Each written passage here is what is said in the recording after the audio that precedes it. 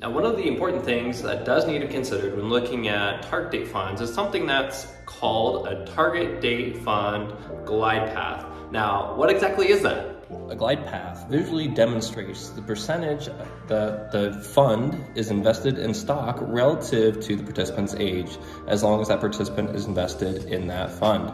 So early on, it's very typical for many glide paths to have a very high percentage of the assets invested in stock. As the participant approaches retirement age, the amount that's invested in stock will gradually trickle down. And in retirement, there's really two important distinctions. There's certain glide paths that once the participant hits retirement will maintain the same percentage invested in stock.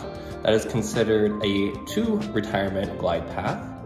And the other type of glide path is where the percentage that's invested in stock will continually go down as the participant gets older and older. What variables should you consider when looking at the different glide paths, and which is going to be a good consideration for your staff? There's 4 that I'll touch on today.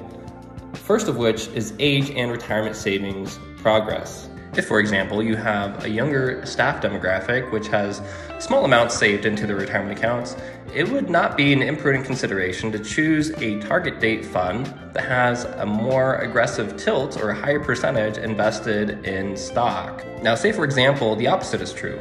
You have a staff demographic that's older and has more substantial assets saved for retirement. It may be prudent to select a target date fund glide path that has a lower overall percentage invested in stock throughout the life cycle. The second variable is looking at the overall staff members' contribution rate and employer matching percentages. If staff members have an overall higher percentage of contributions going into the retirement plan accounts, again, you can use this to gauge how aggressive or how conservative of a glide path might be prudent for the demographic. The third that I'll touch on is investor behavior. If you see, for example, during market downturns, investors selling out of their target date fund and purchasing money market mutual funds, you may want to look at the different target date fund options and select a target date fund which is going to have smaller amounts of standard deviation in order to help investors stay invested for the long term. Lastly, when staff members retire, are they leaving their assets within the retirement plan, or are they taking the assets when they leave? Again, this is an important consideration of choosing between a to-retirement target date fund or a through retirement target date fund.